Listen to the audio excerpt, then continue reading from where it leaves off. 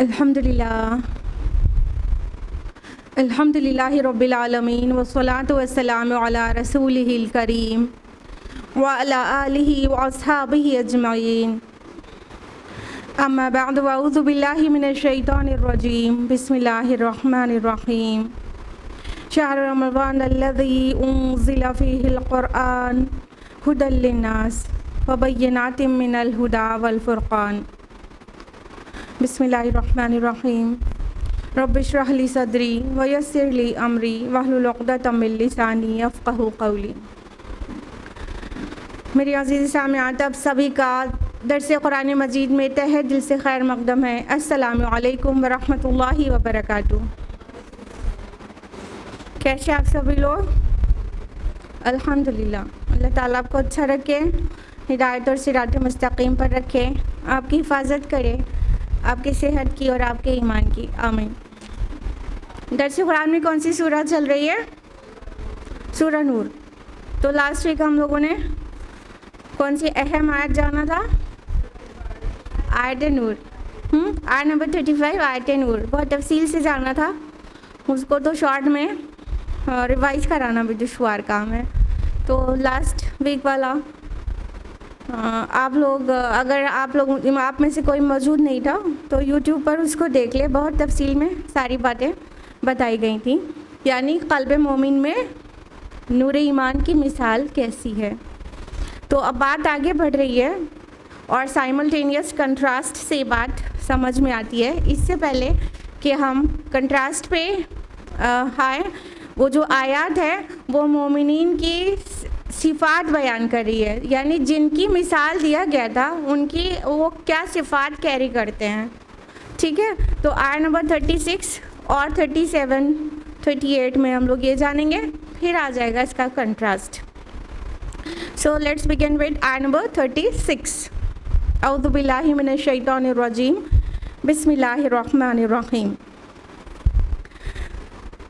फ़ी बुयूतिन अज़नल्लाहु अन तुरफ़अ व युज़करा फ़ीहा इस्मुहु, यानी उसके नूर की तरफ हिदायत पाने वाले कहाँ रहते हैं? उन घरों में पाए जाते हैं जिनके मुतालिक अल्लाह ने ये हुक्म दिया है कि उनको बुलंद किया जाए और उनमें उसका नाम लिया जाए। युसब्बिहु लहू फ़ीहा बिलग़ुदुव्वि वल आसाल, वो तस्बीह करते हैं अल्लाह की उनमें सुबह और शाम।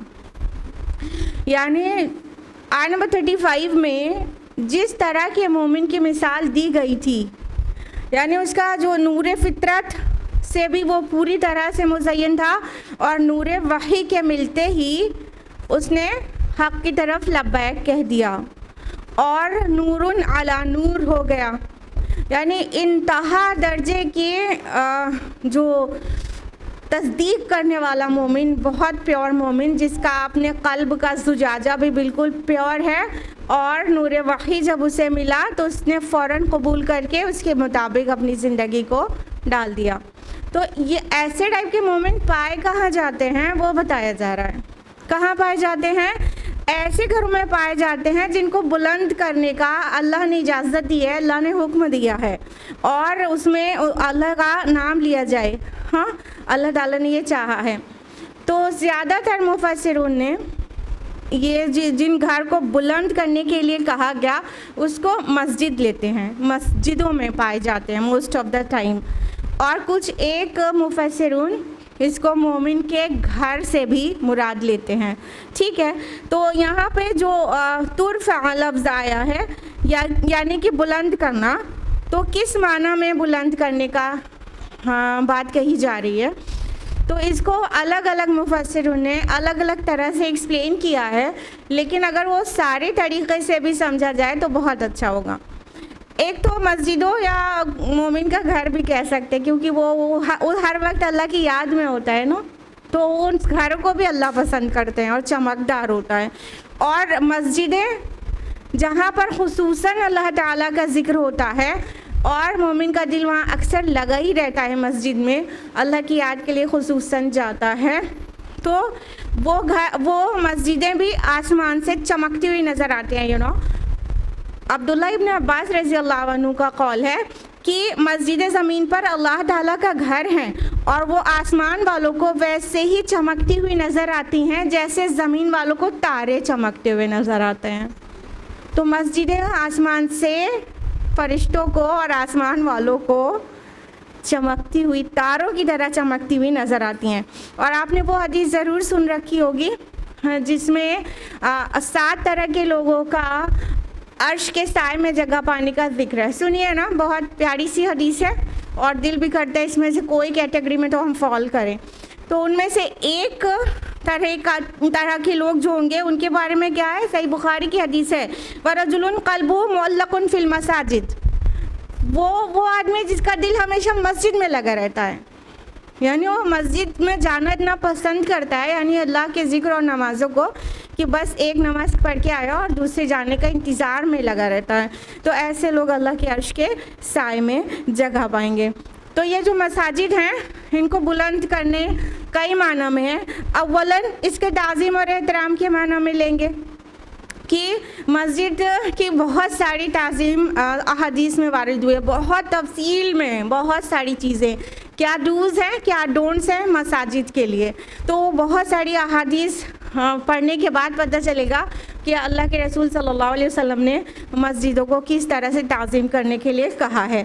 यानी वहाँ वो बिज़नेस की कोई मैटर डिस्कस नहीं होगा, वहाँ गुमशुदा चीज़ का कोई ऐलान नहीं किया जाएगा, वहाँ पर कच्चा गोश्त लेके नहीं जाया जा सकता कि इम्प्योर हो जाए, और इसीलिए हाइज़ा औरत का भी जाना अलाउड नहीं है, और कोई असलहा लेके नहीं जाया जा सकता कि किसी को तकलीफ़ पहुँचाए वगैरह वगैरह। बहुत तरह से मसाजिद का एहतराम और ताज़ीम करनी है। दूसरा, उनको मसाजिद को बुलंद करने से मुराद ये भी हो सकता है कि हर किस्म की नजासत से उसको पाक रखा जाएगा, ठीक है। तो ये है उसको बुलंद करना। और उसका ज़ाहिरी बुलंदी से भी लेंगे कि जिस बस्ती में मस्जिद हो वो सबसे बुलंद हो और मरकज़ी मकाम पर हो, ताकि वो ज़ाहिर हो कि मस्जिद है और मुसलमान खींचे चले आएँ, वो मरकज़ी जगह महसूस हो। तो इन सभी में सभी माना में लिया जाएगा मसाजिद का। और अगर ये इसको मोमिन का घर कहें तो भी गलत नहीं होगा, क्योंकि बाज़ मुफस्सिरून ने ये भी कहा है कि कोई वजह नहीं है कि मोमिन के घर ना कहें, क्योंकि वो तो हर वक्त अल्लाह की याद में जीता है ना। तो यहाँ पर जो उसके वो क्वालिफ़िकेशंस आ रही है वो क्या है कि वहाँ तस्बीह हो और अल्लाह की याद हो, अल्लाह के नाम का तज़किरा हो, अल्लाह की याद किया जाए, अल्लाह के नाम की याद किया जाए। तो मोमिन तो जहाँ होता है वहाँ अल्लाह को याद करता है, तो मोमिनीन के घर भी ले सकते हैं। और फरमाया कि उसको वहाँ पर अल्लाह के नाम का ज़िक्र किया जाए। तो अल्लाह के ज़िक्र की सबसे बुलंद सूरत क्या है, बताइए जल्दी से। एग्जैक्टली हमको पता चलता है कि सूरा तौहा सूरा नंबर 20 आयत नंबर 14 में कि अल्लाह ताला ने क्या मूसा अलैहिस्सलाम से कहा था, अक़िमुस्सलात लिज़िक्री, मेरी याद के लिए सलाह नमाज कायम करो ना। तो नमाज अल्लाह के ज़िक्र की सबसे अजीम मंजिल है, ठीक है। उसके अलावा और ज़िक्र क्या है अल्लाह का, और बताइए। एग्जैक्टली माशाल्लाह बारकल्लाह, कुरान हकीम उसका नाम ही ज़िक्र है। हाँ, सूरा हिज्र सूरा नंबर 15 आयत नंबर 9 में इन्ना नहनु नज़्ज़लना ज़िक्रा व इन्ना लहु लहाफ़िज़ून, हमने ही इस ज़िक्र को नाजिल किया है और हम ही इसकी हिफाजत करेंगे। तो इसमें किसी का कोई इख्तिलाफ नहीं है, ज़िक्र कुरान को कहा गया है, कुरान अज़-ज़िक्र है, द रिमाइंडर। तो कुरान पढ़ा जाए, जहाँ नमाज़ें पढ़ी जाएँ, वो जगह कैसी है जहाँ पे ये मोमिन पाए जाते हैं जिनका आयत नंबर 35 में तज़किरा किया गया था, इतने प्योर हार्टेड मोमिन। और वो क्या करते हैं, अल्लाह ताला की तस्बीह करते हैं सुबह और शाम। सुबह और शाम के लिए जो अल्फाज आए हैं वो गुदू और आसाल आए हैं, युसब्बिहु लहू फ़ीहा बिलगुदुव्वि वल आसाल। गुदू सुबह के माना में आया है, गुदू मस्दर है और इसका कोई प्लूरल नहीं होता, ठीक है। और आसाल जो लफ्ज़ आया है ये असील से है, असील सिंगुलर है और उसूल उसकी जमा है, ठीक है। और आसाल जमाउल जमा है, असील की जमा उसूल, उसूल की जमा आसाल। तो गुदू एक लफ्ज़ आया और आसाल जमाउल जमा आ गया। तो सुबह के अगर इससे नमाज मुराद लें तो देखिए सुबह की जो सलाह है वो एक होती है फज्र, फिर उसके बाद जब सन पीक पॉइंट पे पहुँच कर ढल जाता है तो उसके बाद कितनी नमाजें हैं? 4 हैं पूरी की पूरी ना, ज़ुहर असर मगरिब इशा। तो वो जो शाम की नमाज़ें हैं वो ज़्यादा हैं, तो वो आसाल लफ्ज़ आ गया इस तरह बहुत ही खूबसूरती के साथ कि सुबह और शाम अल्लाह का ज़िक्र करते हैं। तो सलाह यानी नमाज तो अल्लाह के ज़िक्र की खुसूसी सूरत है ना, और एक दवाम ज़िक्र है, हर वक्त अल्लाह को याद रखना, याद करना नहीं, याद रखना। तो सुबह शाम अल्लाह की तस्बीह करने से मुराद पूरे टाइम जब तक इंसान जाग रहा है अल्लाह को याद रखे और उसकी हम्दो तस्बीह करे। तो ये फुल टाइम भी अल्लाह की हम्दो तस्बीह करने से मुराद हो सकता है और 5 वक्त की नमाजें भी हो सकती हैं। आयत नंबर 37, रिजालुन ला तुल्हीहिम तिजारतुल वला बैउन अन ज़िक्रिल्लाह व इक़ामिस सलाति व इताइज़ ज़काह, वो जमा मर्द जिन्हें गाफिल नहीं करती किसी किस्म की कोई तिजारत या ख़रीदो फ़रोख्त अल्लाह के ज़िक्र से, नमाज कायम करने से और ज़कात अदा करने से। यख़ाफ़ून यौमन ततक़ल्लबु फ़ीहिल क़ुलूब वल अबसार, वो लर्ज़ां तरसा रहते हैं उस दिन के तसव्वुर से जिस दिन उलट जाएंगे दिल और निगाहें। अब उनकी सिफ़ात जो है कंटिन्यूड है। वो मोमिन कैसे होते हैं कि वो ऐसे होते हैं जिनको कोई भी चीज़ अल्लाह के ज़िक्र से, अल्लाह की याद से गाफिल नहीं करती। क्या क्या चीज़? कोई तिजारत या ख़रीदो फ़रोख्त, कोई भी चीज़ अल्लाह के ज़िक्र से गाफिल नहीं करती। 2 अल्फाज आए हैं रिलेटेड टू बिज़नेस से, एक तिजारा और दूसरा बैं। तिजारत में बिज़नेस होता है, ठीक है, और बैं में सेल होता है, सेल। तो सेल परचेज ये तो बिज़नेस का पार्ट है, तो तिजारत भी कहा फिर सेल भी अलग से क्यों कहा? क्यों? तिजारत क्या होता है? ये फुल टाइम का अमल है, फुल टाइम का। उसमें बहुत सारी चीज़ें होंगी, उसमें अकाउंट्स भी चेक हो रहा होगा, उसमें लैपटॉप पे कोई काम भी हो रहा होगा, उसमें टैक्सेस के ऊपर कोई वर्क भी हो रहा होगा, उसमें ले भी रहोगे, दे भी रहोगे, मीटिंग्स में भी होंगे, ये सब मिला के क्या होगा? तिजारत होगी, ठीक है। और बैं यानी सेल्स, ये क्या है कि कोई कस्टमर खड़ा है और उसे अभी के अभी कोई सौदा बेचना है। ये 2 सीन क्रिएट किया गया।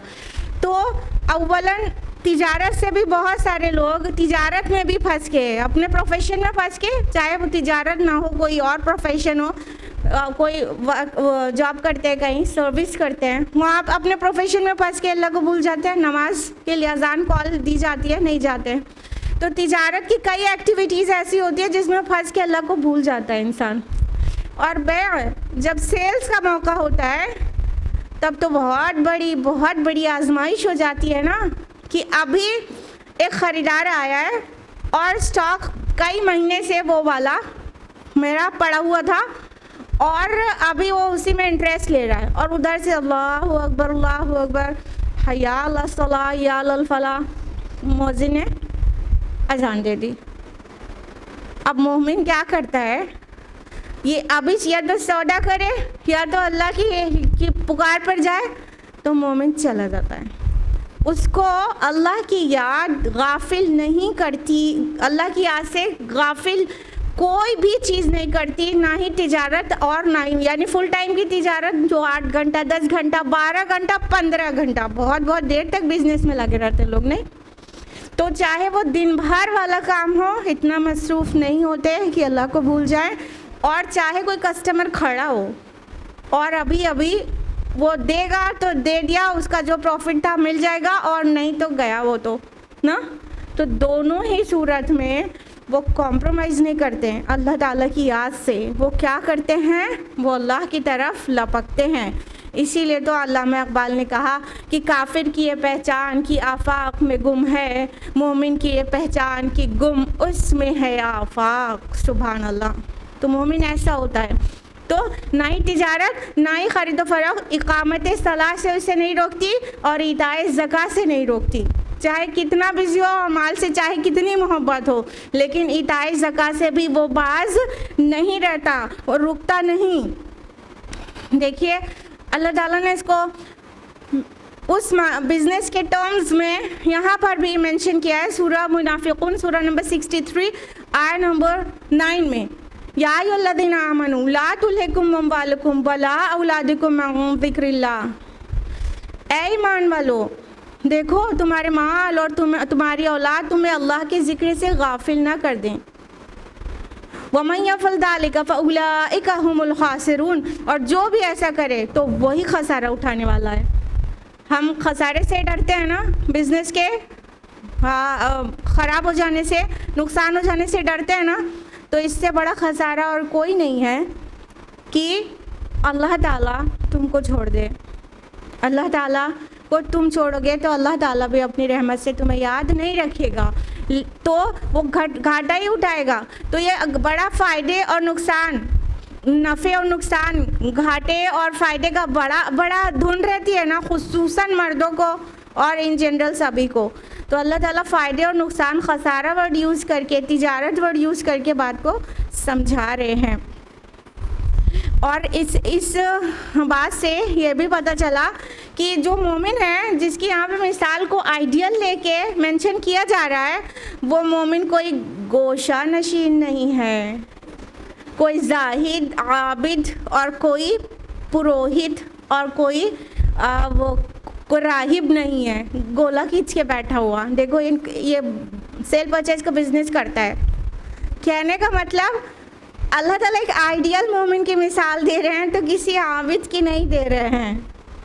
यही तो है दीन इस्लाम। दीन इस्लाम दुनिया छोड़ देने के लिए नहीं कहता, बल्कि दुनिया में जीना सिखाता है।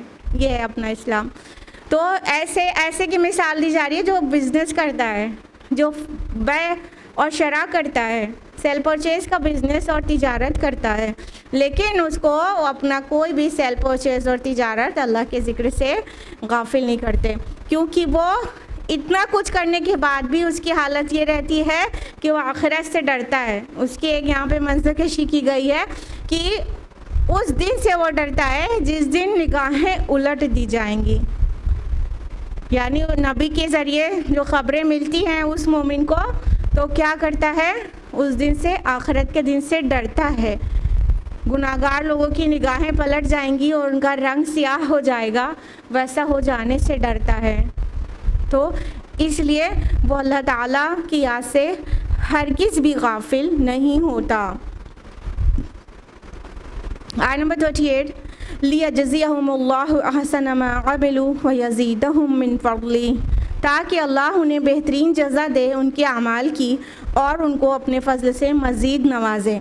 वल्लाहु यर्ज़ुक़ु मन यशाअु बिग़ैरि हिसाब, और अल्लाह जिसको चाहता है अता करता है बग़ैर हिसाब के। तो अब अल्लाह ताला क्या फरमा रहे हैं कि ऐसे लोगों को के अमाल अल्लाह ताला को इतने पसंद आते हैं कि अल्लाह ताला उनको जज़ा देता है उनके अमाल की, अच्छे अमाल की, और उनको अपने फजल से और भी नवाजेगा।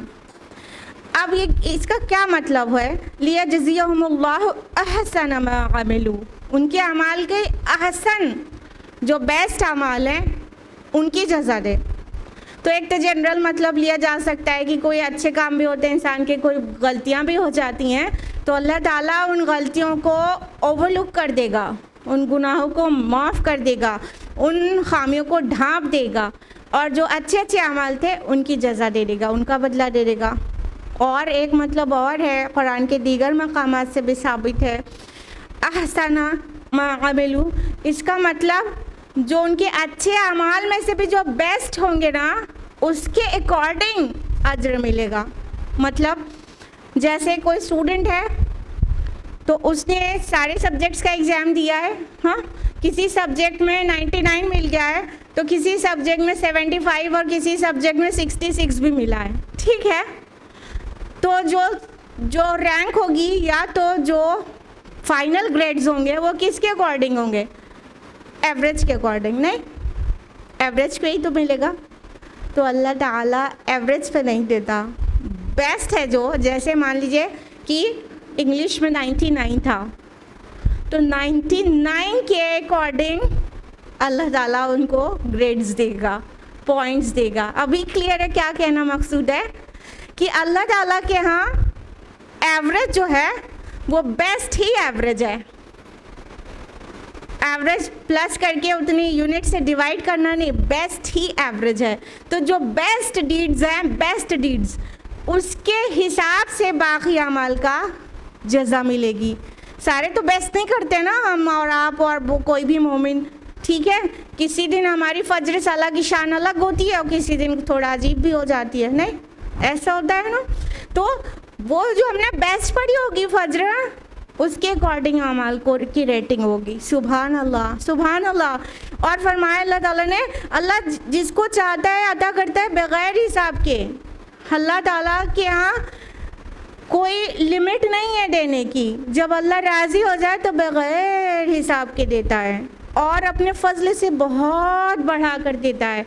तो हमें हमारे अमाल का जो बदला मिलेगा वो एक्चुअल बदला नहीं होगा, वो अल्लाह ताला की तरफ से फ़ज़ल होगा। और जितना मिलेगा वो बेहद हिसाब मिलेगा।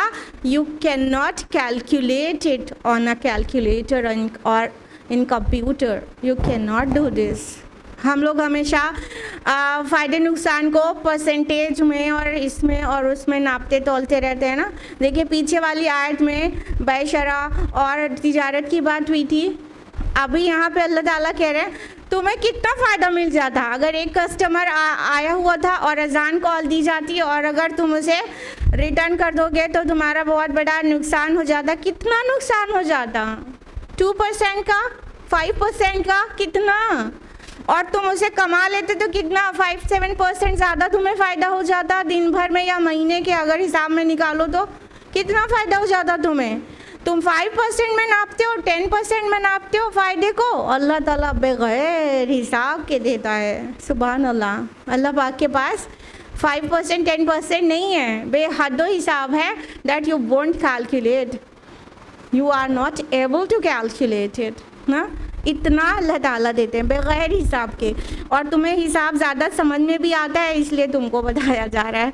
हम नापते तोलते रहते हैं ना, ज़कात देंगे तो इतना घट जाएगा, अभी कस्टमर एक लौट जाएगा तो इतना मुनाफा कम हो जाएगा। तुम्हें यही बात ऐसे ही समझ में आती है तो जान लो अल्लाह बेहिसाब देता है, बग़ैर हिसाब के। अल्लाह ताला के पास कोई तुम्हारे जैसा कैलकुलेटर नहीं है कि चलो अच्छा ये बंदा पसंद आ गया 5% दे दिया ऐसे नेकी ज़्यादा। नहीं, अल्लाह ताला बग़ैर हिसाब के देता है। वल्लाहु यर्ज़ुक़ु मन यशाउ बग़ैर हिसाब। और रिज़्क़ सिर्फ दौलत नहीं होती, रिज़्क़ अल्लाह ताला की सारे प्रोविजंस होते हैं जो भी अता करता है। अक्ल भी रिज़्क़ है, इल्म भी रिज़्क़ है, इज़्ज़त भी रिज़्क़ है, औलाद भी रिज़्क़ है, सब रिज़्क़ है। हाँ, और सबसे बढ़कर तुम अल्लाह की याद और नमाज और ज़कात को प्रेफर करोगे तो सबसे बढ़कर तुम्हें क़ल्बी सुकून का रिज़्क़ अल्लाह देगा, उससे बढ़कर कुछ भी नहीं है। क़ल्बी सुकून का अल्लाह ताला रिज़्क़ देगा तुमको और बग़ैर हिसाब के देगा। फिर उस सुरूर में तुम झूम जाओगे, फिर तुम्हें याद नहीं रहेगा ये दुनिया की बेशरा का फ़ायदा और नुकसान। फिर तुम भागोगे मस्जिद की तरफ, अल्लाह की याद की तरफ। तो पहले अल्लाह ताला पे ट्रस्ट करो और उसकी फरमाबरदारी करो, फिर ये सारे मज़े तुम्हें मिलना शुरू हो जाएंगे। और सहाबा की ये शान होती थी कि वो जब सहाबा रातों में क़याम करते थे तो उनकी शान रुहबान की तरह होती थी। और जब दिन में लोगों के साथ होते थे तो अच्छे ताजिर भी थे और जब बातिल से टकराते थे तो बहुत बड़े शहसवार होते थे। जब ईरानी फ़ौज को उमर रज़ियल्लाहु अन्हु ने ईरान के ऊपर अपनी लश्कर कशी की तो किसरा ने, ईरान के बादशाह ने कहा कि ज़रा मुसलमानों की रिपोर्ट लेकर आओ कि ये हैं कौन लोग, कैसे लोग हैं। तो जो खुफिया एजेंट्स होते हैं तो खुफिया एजेंट्स ने जब सहाबा के सब शब रोज़ देखे तो क्या रिपोर्ट लगाई थी पता है? लहुम रुहबानुम बिल्लैल व फुरसानुम बिन्नहार, कि ये रात के राहिब और दिन के शहसवार हैं। ये शान थी सहाबा की। गोशा नशीन नहीं थे, दिन में थे, अल्लाह के जिक्र में थे, लेकिन गोशा नशीन नहीं थे। जब रात को अल्लाह ताला के आगे खड़े होते थे तो राहिबों को फेल कर देते थे, इतना रोते थे और इतना अल्लाह ताला की याद करते थे और इतना डरते थे। और फिर उसके ऊपर जब घोड़े के ऊपर बैठ जाते थे दिन में तो ऐसे बहादुर होते थे कि दुनिया ने देख लिया, वैसी बहादुरी कभी किसी ने दिखाई नहीं। तो ये कैरेक्टर बिल्डिंग की ज़रूरत है। रुहबानुम बिल्लैल व फुरसानुम बिन्नहार, कि रात के राहिब और दिन के शहसवार बने, यानी दिन में इतने ब्रेव और रात में अल्लाह के आगे, जब अल्लाह के आगे झुक रहे हैं तो इतना डर रहे हैं, इतना हम्बल है और इतनी आजिज़ी और इनकिसारी है। और जब बातिल से टकरा रहे हैं तो बातिल पाश पाश हो जाए, इतनी पुख्तगी है। ये कैरेक्टर इस्लाम पसंद करता है, ना इस एक्सट्रीम पर जाना पसंद करता है ना उस एक्सट्रीम पर। और साहबा ने दोनों को ब्लेंड करके दिखा दिया कि क्या कैरेक्टर इस्लाम पसंद करता है। उसी की एक झलक यहाँ पे पेश की गई है। एक तरफ अल्लाह ताला मोमिन की एक तारीफ़ पर तारीफ़ कर रहे हैं, उसकी मिसाल उम्दा तरीन मिसालों में से दे रहे हैं, और फिर वो जाहिर कर रहे हैं कि वो बिजनेसमैन होते हैं, कहीं के कहीं कोने और पहाड़ पे अल्लाह की इबादत करने वाले नहीं होते हैं। उनके अंदर दोनों क्वालिटीज़ होती हैं। आयत नंबर 39, वल्लज़ीना कफ़रू अमालुहुम कसराबिम बिक़ीअतिन यहसबुहु ज़मआनु माअ, और जो काफिर हैं उनके अमाल ऐसे हैं जैसे शराब किसी चटियल मैदान में प्यासा उसे पानी समझता है। हत्ता इज़ा जाअहु लम यजिदहु शय्यन ववजदल्लाह इंदहु फवफ़ाहु हिसाबह, यहाँ तक कि वो जब उसके पास आया तो उसे देखा और कुछ न पाया, अलबत्ता उसने उसके पास अल्लाह को पाया, उसने पूरा पूरा चुका दिया उसका हिसाब। अल्लाहु सरीउल हिसाब, और अल्लाह बहुत जल्द हिसाब लेने वाला है। अब ये आ गया कंट्रास्ट बिल्कुल। अभी तक हम लोग जान रहे थे मोमिन के बारे में, और किसी चीज़ के बारे में बेहतर जानने के लिए उसके कंट्रास्ट से सबसे अच्छा समझ में आ सकता है। अरबी ज़ुबान का एक मक़ूला है तुअरिफ़ुल अशिया बिअज़दादिहा, कि अशिया की सही जो मारिफत है उनकी ज़िद, उनके कंट्रास्ट, उसके ऑपोजिट से ही हासिल हो सकती है। यानी अगर आपको जानना है कि सुबह क्या होती है तो रात का अंधेरा देखेंगे, फिर सुबह निकलेगी तो ज़्यादा समझ आएगा ना। तो जब चीज़ों का कंट्रास्ट देखते हैं तो चीज़ें वाज़ेह हो जाती हैं। तो अभी मोमिन की मिसाल जितनी शान वाली थी उसको देने के बाद अब अल्लाह ताला अपने साथ कुफ्र करने वालों की मिसाल बयान कर रहे हैं। ध्यान रखिएगा, ना ही एक कानूनी ईमान की मिसाल थी और ना कानूनी कुफ्र की बात है जो अब होने जा रही है। कानूनी ईमान क्या है? हमने कह दिया ला इलाहा इल्लल्लाह मुहम्मद रसूलुल्लाह, हो गए मोमिन मुसलमान, ठीक है। और कानूनी कुफ्र क्या है? कि वो मुस्लिम अपना नाम नहीं रखता और गैर मुस्लिम है, ठीक, और अल्लाह का इनकार करता है। ये हो गया कानूनी कुफ्र। यहाँ जो मिसालें दी जा रही हैं ना कानूनी ईमान की मिसाल है ना कानूनी कुफ्र की, रियल ईमान और रियल कुफ्र की मिसाल है। यानी ये जो कुफ्र की मिसाल है वो ज़रूरी नहीं है कि कोई गैर मुस्लिम के अंदर पाई जाए। वो अगर कलमा गो के अंदर भी मादा परस्ती और दुनिया परस्ती है तो ये उसकी मिसाल है। ध्यान रहे, ठीक है। तो अल्लाह ताला अब ऐसे काफिर की मिसाल दे रहे हैं जिसमें एक हल्की सी चमक तो है, यानी कुछ अच्छे काम कर लेता है। और अगली आयत में आएगी उस काफिर की मिसाल जिसके अंदर कोई खैर नहीं है, ठीक है। दो तरह के काफिर भी होते हैं, अल्लाह का इनकार करने वाले, अल्लाह की साइंस का इनकार करने वाले दो तरह के होते हैं। एक वो लोग होते हैं जो कुछ खैर के काम करते हैं, NGOs खोले हैं भाई, कई NGOs को फंडिंग करते हैं या बहुत बीमारों की तीमारदारी कर देते हैं, मेहमानों की ज़ियाफ़त करते हैं, ठीक है। ये सब क्या है? ये कुछ अच्छे काम भी हैं, लेकिन ईमान से खाली है दिल। तो उनकी मिसाल इस आयत में दी गई है कि जो काफिर हैं वो ऐसे हैं, उनके अमाल ऐसे हैं जैसे शराब जानते हैं, मिराज। डेजर्ट में दूर से देखें तो रेत चमकती हुई नज़र आती है बहुत ज़्यादा, और दूर से देखने वाला हर इंसान यही समझता है वो पानी है। तो ये जो डेजर्ट में जो वो होती है सैंड चमकती हुई, यही मिराज है, और शराब है ये धोखा है ना। जब वहाँ पे पहुँचता है इंसान तो पानी वानी कुछ भी नहीं होता, वो रेत चमक रही होती है जैसे लगता है कि पानी है। तो ये जो काफिर है जिसके दिल में नूर ईमान नहीं है, उसने अच्छे अच्छे काम भी किए हैं, मेहमान नवाजी की है, तोहफे तायफ दिए हैं, सड़कें बनवाई हैं, बहुत अच्छे अच्छे काम भी किए हैं, और उसको उम्मीदें हैं कि अच्छे अच्छे कामों का कुछ फल मिलेगा उसको, वेदर ही इज़ कानूनी काफिर और कानूनी मोमिन।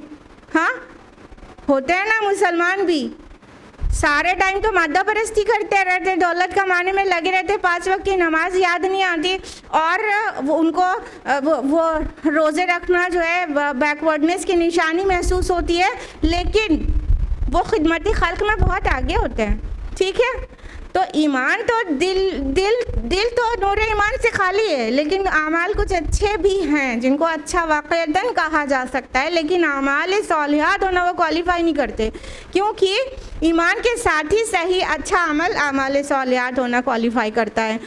तो ये लोग जो अच्छे काम करते हैं और सोचते हैं कि हमने इतने लोगों की हेल्प की है और बहुत अच्छे अच्छे काम किए हैं, उसका बड़ा अजर मिलेगा उनको, तो उनके अमाल की मिसाल अल्लाह ताला दे रहा है कि जिसका दिल ईमान के नूर से खाली है, अल्लाह का वो इनकारी हो या तो ज़ुबान से या तो दिल से, वो इंसान ने कुछ अच्छे भी अमाल किए हैं, उसकी मिसाल ऐसी है कि वो जो इंसान है वो ज़मान है, बहुत प्यासा। ज़मान फ़अलान के वज़न पर है, रहमान भी इसी वज़न पर आता है, इसमें शिद्दत होती है, एक्सट्रीम बताया जा रहा है इसमें, यानी ज़मान मीन्स प्यासा नहीं होगा, प्यास से मर रहा इंसान।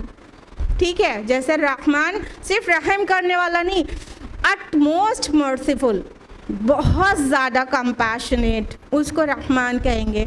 जवान भूखे को नहीं कहेंगे, भूख से मर रहा इंसान कि अभी ना मिला तो अब मर ही जाएगा, उसी तरह ज़मान है। ज़मान यानी प्यासा, ज़रा नहीं, बहुत तेज़ प्यासा इंसान जो कि मिराज को देखकर उससे पानी समझ रहा है, सहरा का मुसाफिर है और दूर चमकती हुई रेत को पानी समझ रहा है, वो रगड़ता हुआ अपने घुटनों के बल किसी तरह वहाँ तक पहुँचता है, तो क्या पाता है? कोई पानी वानी नहीं है, लेकिन किसको पा लेता है? अल्लाह को पा लेता है। मतलब उसकी मौत वाक़ई हो जाती है, जिस रियलिटी से उसे बहुत पहले से बाखबर किया जा रहा था, लेकिन वो मान कर नहीं दे रहा था, वो वहाँ पे पा लेता है अल्लाह को, और अल्लाह ताला क्या करता है? उसका पूरा हिसाब चुका देते हैं। मतलब कि अल्लाह का इनकार करके आया था ना, तो अब अल्लाह ताला उसी तरह से उसकी पकड़ करते हैं, और अल्लाह ताला हिसाब लेने में बहुत जल्दी करते हैं। तो जो लोग भी ईमान के ऊपर वर्क नहीं करते, ईमान से बेखबर हैं, ईमान उनके लिए सेकेंडरी है, और ख़ाली खिदमत खल्क को वो बहुत नेकी समझ रहे हैं, तो उनकी मिसाल ऐसी है, ना सिर्फ इस जगह पर बल्कि कुरान में और कई मकामात हैं जिसमें यही मिसाल इसी तरह की धोखे वाली दी गई है कि वेस्ट हो जाएगी उनके सारे डूइंग्स, जो भी उसको गुड डीड समझ रहे हैं। सूरह इब्राहिम सूरह नंबर 14 आयत नंबर 18 में अल्लाह ताला ने फरमाया कि जिन लोगों ने अपने रब से कुफ्र किया, उनकी आमाल उस राह की मानिंद है जिसको झक्कड़ वाले दिन हवा उड़ा कर ले जाए। और सूरह फुरकान सूरह नंबर 25 आयत नंबर 23 में अल्लाह ताला ने फरमाया कि हम उनके आमाल को इस तरह आमाल की तरफ बढ़ेंगे और उन्हें गुबार की तरह उड़ा कर ले जाएंगे, यानी आखिरत में भी उन्हें दिखाया भी जाएगा कि हाँ चलो, जिसको तुम नेक अमल समझ रहे हो, राख की तरह उड़ जाएगा, गुबार की तरह उड़ जाएगा, वो एक भी हाथ नहीं आएगा, उसमें कोई रियलिटी नहीं होगी, वो सिर्फ मिराज की हैसियत होगी, धोखा, सराब होगा। तुम्हें लग रहा था तुमने बड़े अच्छे अच्छे काम किए हैं, लेकिन तुम्हारा दिल नूर ईमान से खाली था। लिहाजा ऐसे का अल्लाह ताला बहुत जल्दी हिसाब चुकता कर देगा, और अल्लाह ताला हिसाब लेने में बहुत जल्दी करता है। अल्लाह को ऑडिट करने में देर नहीं लगती। अल्लाह ताला को ऑडिटिंग अल्लाह ताला की एकदम सुपर्ब है। तो हमें दुआ करनी चाहिए, जैसे कि हमारे नबी सल्लल्लाहु अलैहि वसल्लम दुआ करते थे कि हमें सही दिखाई तो पड़े क्या चीज़ अच्छा है, क्या चीज़ बुरा है। इसलिए हमारे नबी दुआ करते थे, अल्लाहुम्मा अरिनी हकीकतल अशियाई कमा ही, ए अल्लाह हमें चीज़ों की हकीकत को दिखा दे जैसी फिल वाक़े वो हैं। यानी हम क्या पता किसी चीज़ को बहुत अच्छा समझ रहे हैं, बहुत बेनिफिशियल समझ रहे हैं, और वो चीज़ बेनिफिशियल नहीं है और अच्छी ही नहीं है सिरे से, या उसमें कोई रियलिटी नहीं है, वो फेक है, वो कोई फ़ायदा नहीं देगी आखिरत में, और हम उसको नेकी समझे चले जा रहे हैं, करे जा रहे हैं। तो अल्लाह ताला के रसूल ने इस तरह से दुआ की है। सोचिए जब हमारे नबी ऐसी दुआ करें तो हमें कितना ज़्यादा बढ़कर ऐसे दुआ करना चाहिए। हमारे नबी की बसीरत और हमारी बसीरत में कितना बड़ा फ़र्क है। तब भी हमारे नबी सल्लल्लाहु अलैहि वसल्लम चीज़ों की हकीकत को सही देखने के लिए दुआ करते थे।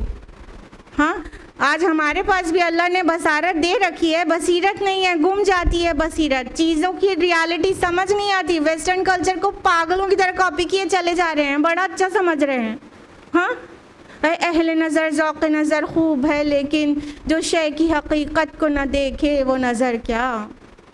तो ऐसी नज़र से अल्लाह की पनाह, जो रियलिटी ना देख पाए ना, ऐसी नज़र अल्लाह नसीब करे जो रियलिटी देखे। हमारे अमल मिराज की तरह ना हो जाए, शराब की तरह ना हो जाए कि हम समझ रहे हैं बहुत अच्छे अच्छे काम तो हमने किए हैं, और रोज़ आखिरत वो गुबार की तरह उड़ जाएं और शराब की तरह वहाँ कुछ ना मिले, पानी में ना मिले, और हम समझ रहे हैं कि पानी है वहाँ पर। तो अल्लाह ताला बहुत जल्दी हिसाब चुकता कर देता है। तो इस कुफ्र के अंधेरे की अब मिसाल दी जा रही है। पहली आयत नंबर 39 में ऐसे इंसान की मिसाल है जो कुछ अच्छे काम भी करता है लेकिन ईमान नहीं है उसके पास।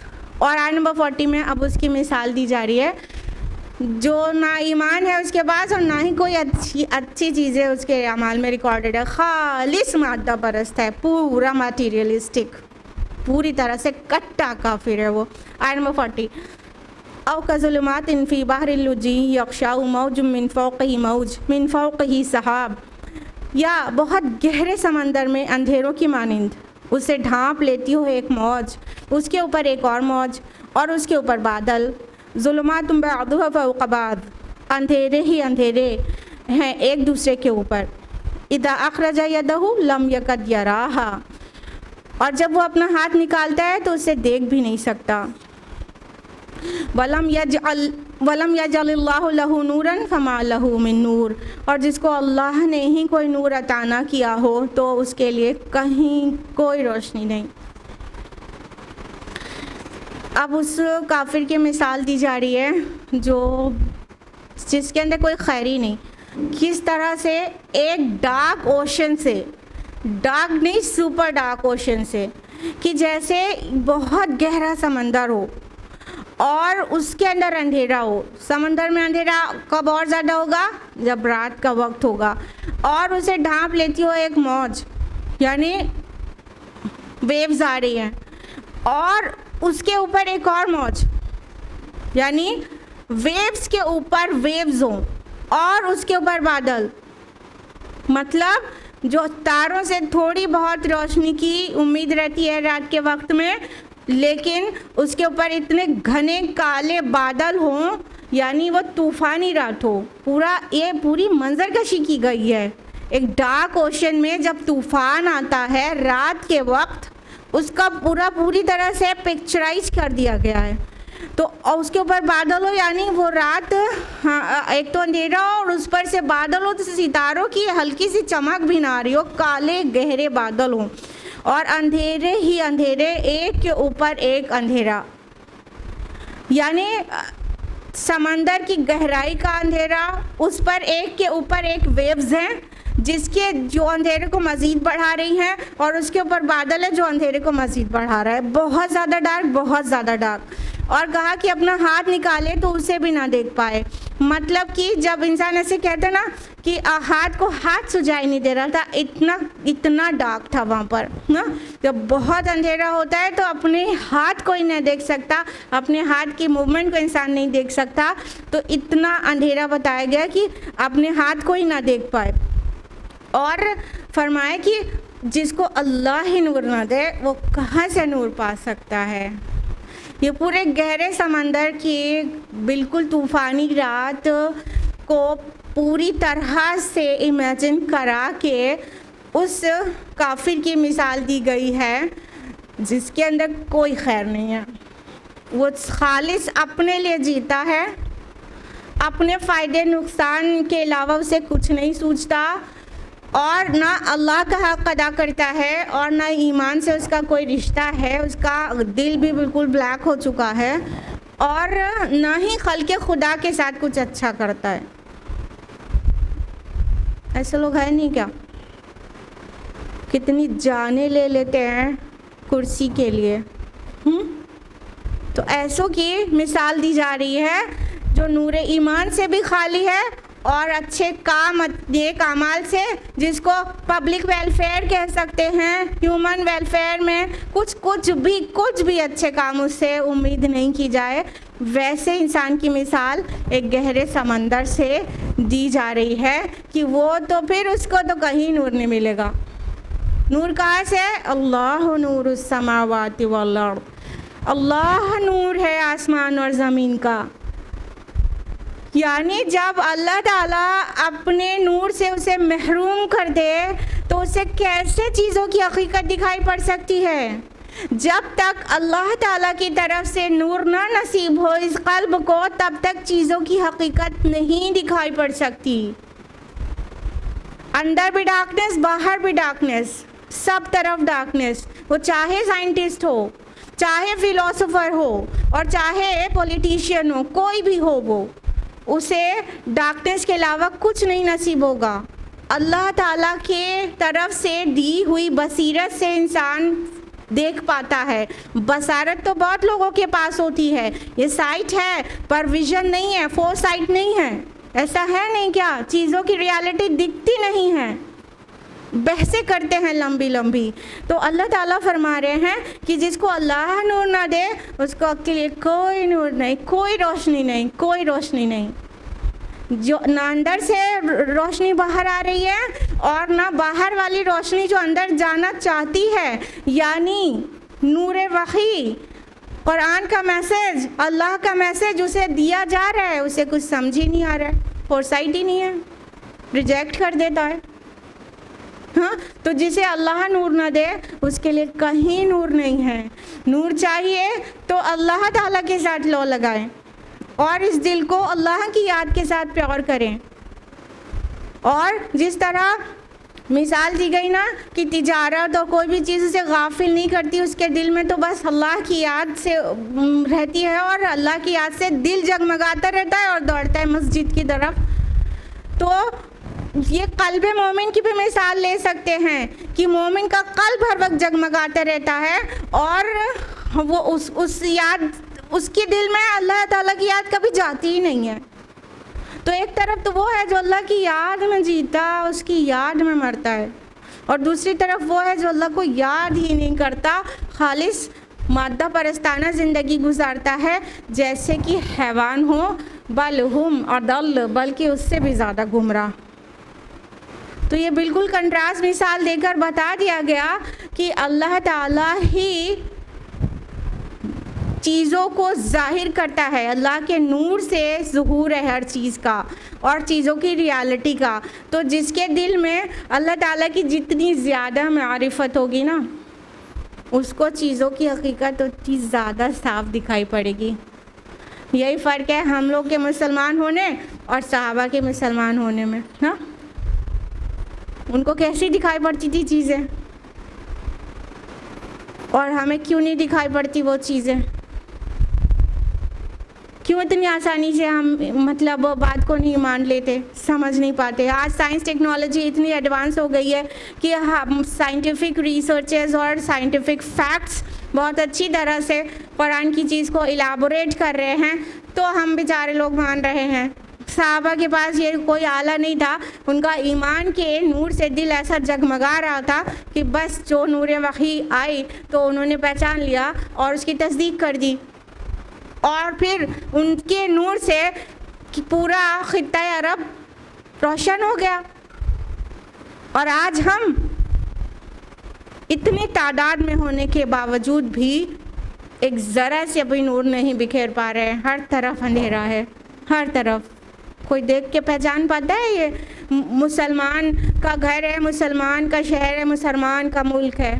कहीं नहीं नज़र आता। चमकता हुआ हो तो नज़र आए ना, हमारे अमाल से चमकता ही नहीं। जब नूर ईमान दिल में नहीं तो अमाल सालिहात कहाँ के, और फिर लोग कैसे रिकग्नाइज़ करेंगे? तो ये मसला है अपने लोगों के साथ।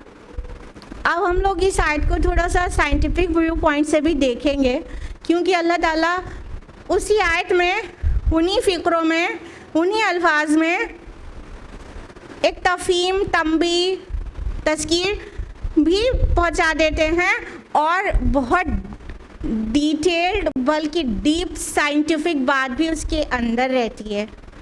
सो let's see what are the scientific facts mentioned in this ayah. This is very scientific ayah, you know.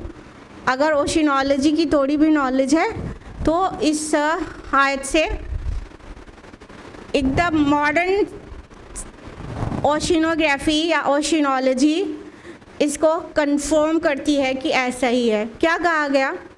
एक तो ये कहा गया मौज के ऊपर मौज। 1450 साल पहले कोई ये नहीं जानता था कि जो ऊपर वेव्स दिख रही हैं, सुपरफिशियल वेव्स, उसके अंदर इंटरनल वेव्स भी होती हैं समंदर में। Now we come to know, submarine ईजाद हो चुकी है और बड़े बड़े साइंटिफिक आलात ईजाद होने के बाद हमें पता है कि जो ऊपर जो मौजें होती हैं, जो वेव्स होती हैं, उसके अलावा इंटरनल वेव्स भी होती हैं। अब ओशिनोलॉजिस्ट बता रहे हैं कि सुपरफिशियल वेव्स अलग और इंटरनल वेव्स अलग होती हैं। यहाँ पे क्या क्या? मौज के ऊपर मौज, ठीक है। और कहा गया कि और अंधेरे की मिसाल दी गई, तो समंदर की मिसाल दी गई, क्योंकि समंदर में से ज़्यादा अंधेरा का कहीं इमेजिनेशन नहीं किया जा सकता समंदर की गहराई में। और उसके अलावा क्या कहा जा रहा है कि और उसके ऊपर बादल, तो जो लाइट की थोड़ी बहुत कहीं से भी किरण हो तो यू नो ये जो क्लाउड्स होते हैं ये एब्जॉर्ब कर लेते हैं। अगर लाइट की वेव्स जो है रिफ्लेक्ट होती है वो सी से, तो ये जो रिटर्न होती है तो उसको जो है क्लाउड्स एब्जॉर्ब कर लेते हैं, यानी वो और अंधेरा कॉज करते हैं, ठीक। उसके अलावा क्या कहा गया कि हाथ निकाले तो पता ही ना चले, यानी कि इंसान अगर समंदर की गहराई में हो तो थोड़ी ही गहराई के पे जाने के बाद उसको अपना हाथ और अपना ब्लड कुछ भी नज़र नहीं आएगा, ठीक है।